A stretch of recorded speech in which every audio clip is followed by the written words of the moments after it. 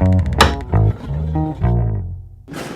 think it's important too to embrace what makes you happy. Yeah, exactly. If that is an enjoyment of anime or of a certain TV show or of characters, no problem. Yeah. Cosplay has added so much to the world as well. Yes, and those costumes are so amazing. Some of them are amazing, and then you'll hear stories of, I made this. Yeah.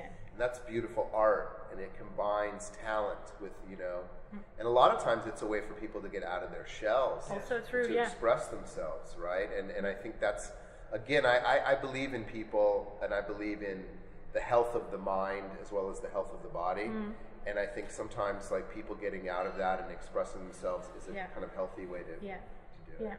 What are you most recognized for at these conventions? Because I imagine either Pirates of the Caribbean or Once Upon a Time. Yeah, I would have to think those are the ones now that are the most popular and probably the most recognizable of my characters. But there's a few other ones that I will get a lot of attention for is the show Seinfeld. Yes.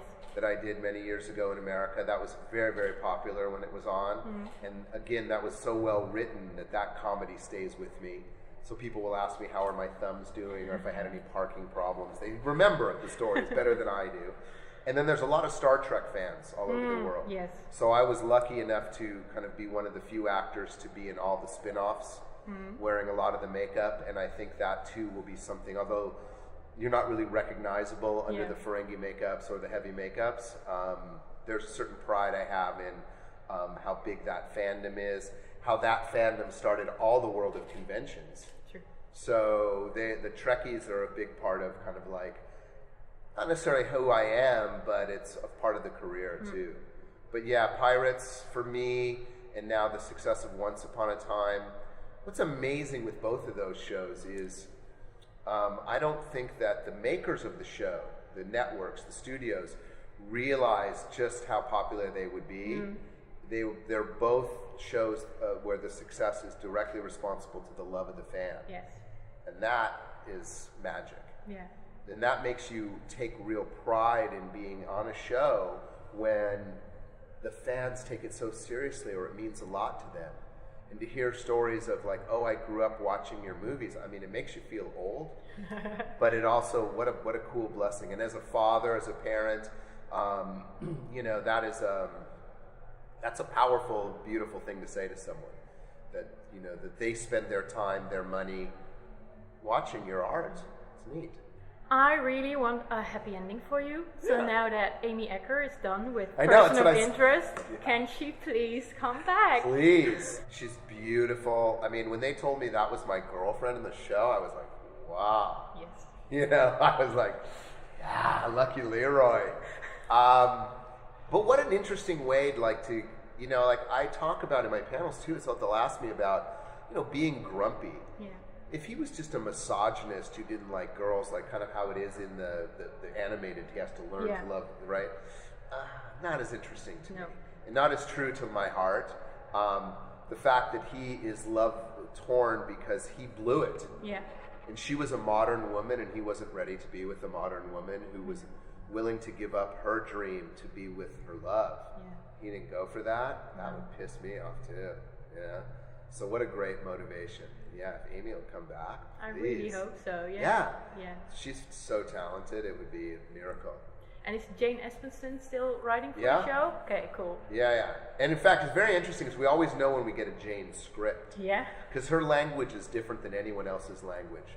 The way she writes her sentences. So you always know that when you have a sentence that it's really hard to speak, Jane must have wrote this script. Oh, it's a Jane script.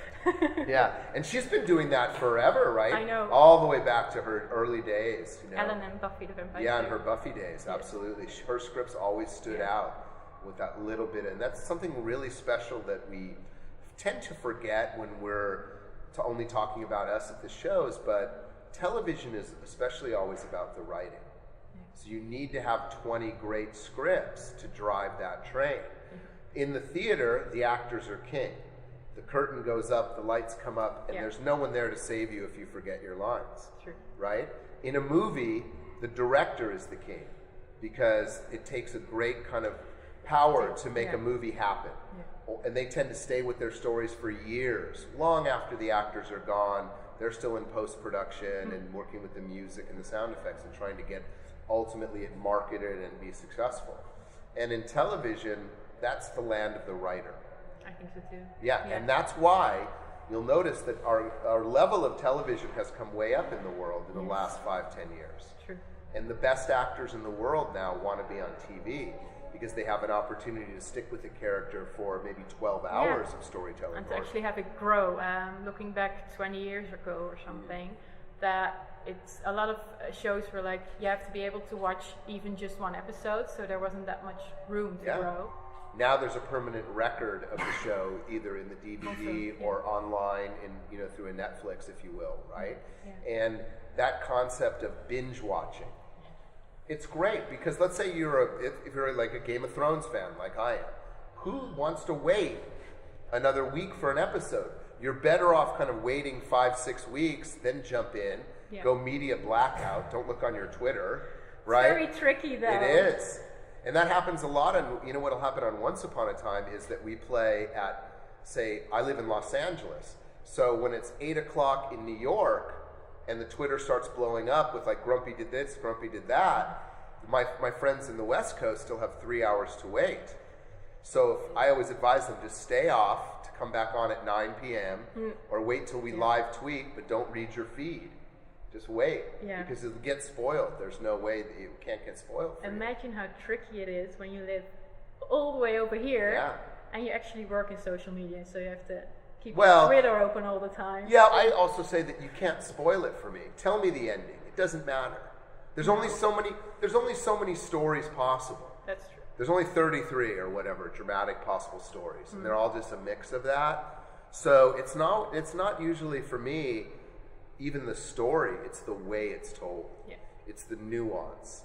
It's the expressions between the characters. It's what's between the lines that really makes the key for me, right? Then someone asked me in my panel, like, what was my favorite moment in Pirates? And I said, my favorite moment, one of them was I'm about to capture Elizabeth Swann and say that famous "Hello, Poppy," right? But right before that, Mackenzie Crook and I are searching for her in the room, and I say to her, "Come out. We promise we won't hurt you." And he looks at me like, "What? We're not going to hurt her." And my look back is, "Well, of course we're going to hurt her, but we're not going to tell her we're going to hurt her." But it was the stuff in between the line that said that he and I had something special as actors, that we were going to bring something to the show that was beyond just what's on the paper. And that's our challenge, right? Is to bring that little something special that makes us memorable, to bring the character to life, if you will, and adding that extra bit of special flavors that,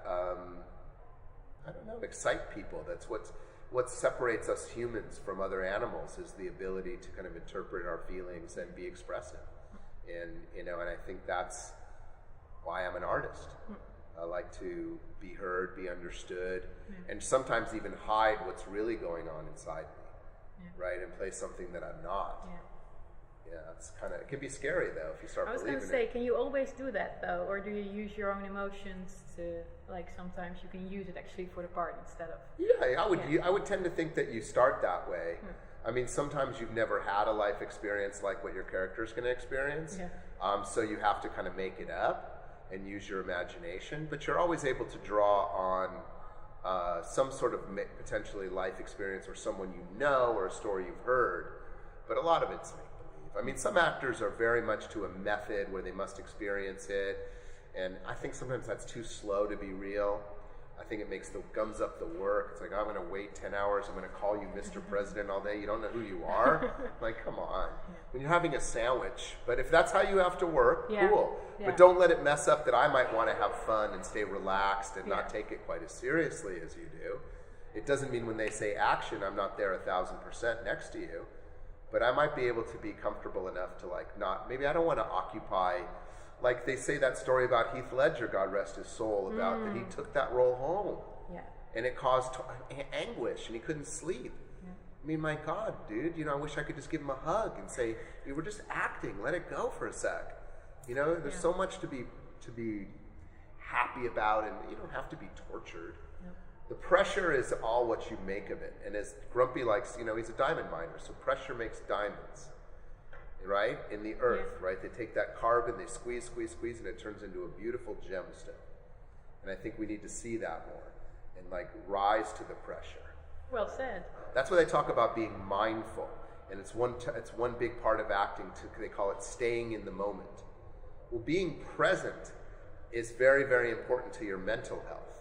Because if you're worried about the past, you're depressed. And if you're worried about the future, you're always anxious. And so for your own sanity, stay in the moment. It's either over, you can't change it, or it hasn't happened yet and you can still change it. Yeah. So you don't worry too much. That's right. But I mean, that's really an important quality of acting, which is really what real life is. So it's funny how fake life, acting, really tells us something about real life. You had a lot of makeup on several of your roles. Sure. How does that help you get into character? No, it just turns you right into it. What's the longest you've ever been in a makeup chair?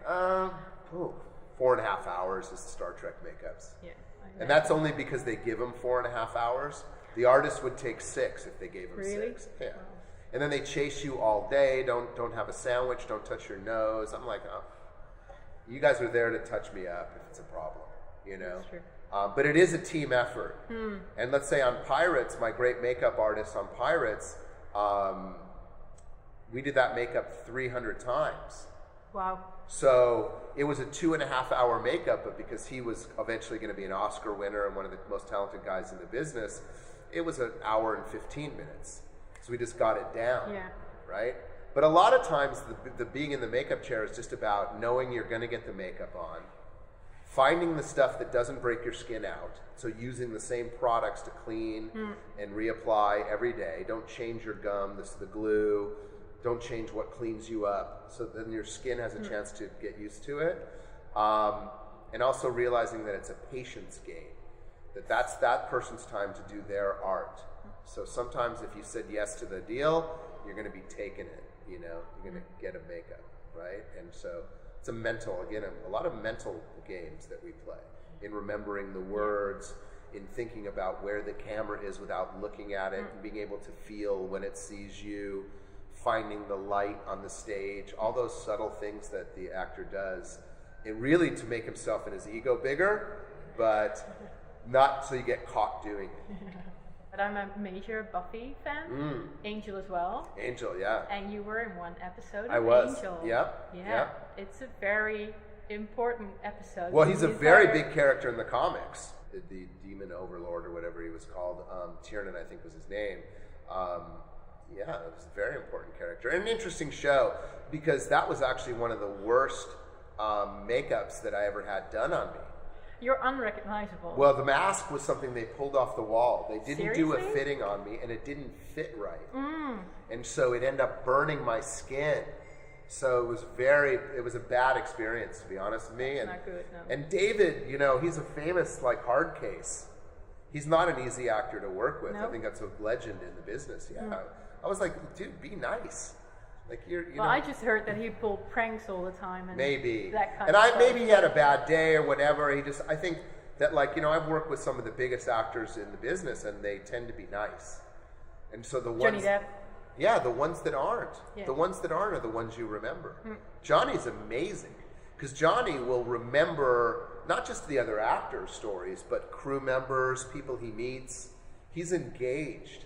He's actually there. He's not caught up in his own stuff that it's more important. And I remember the one thing I used to piss me off about Johnny is there was one scene that we were in the rain, and we were in Florida. It was actually cold, really, and windy, and they had to put us in this rain machine. And they would turn the machine on, and then we were all huddled and freezing. And he was the first one to get his jacket off and go stand in the rain. I was like, dude, if you're first, we got to all follow. And so there's a rule in Hollywood that whoever the number one actor is, that person's behavior dictates how the rest of us can behave. So if Johnny is a class act, well, that means everyone else has to toe the line. The young Kira, the young Orlando becoming huge movie stars were amazing. They could have blown up and had a bunch of attitude. They were very successful at such an early age. but Johnny led the way, and then the Jeffrey Rush. So it inspires the rest of us supporting and maybe not as famous people to really, when we're getting a little taste of it off something like that, to enjoy it, to be gracious, to learn to be humble, which is the real lesson from a superstar. We ask everyone what would you like to tell our viewers, some sort of Christmas message. Number one, peace on earth. Let's all get along. I believe in having a conversation, not an argument. I believe love is much stronger than hate. And I believe to treat other people like you want to be treated. And have a great Christmas, everyone, and a Happy New Year. And I hope to see you again soon on your screen somewhere in the world. We're all big fans. No, I would. Thank you, my friends. You're trying to make it taller. Yeah.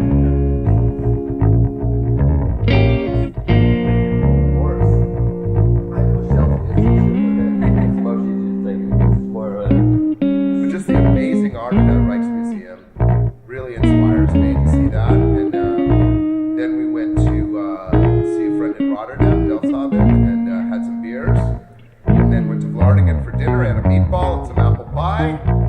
So it was like awesome Dutch. I felt like a standard Dutch thing. yeah, I did. I felt. Well, no, we don't need him. He's too Dutch. nothing special.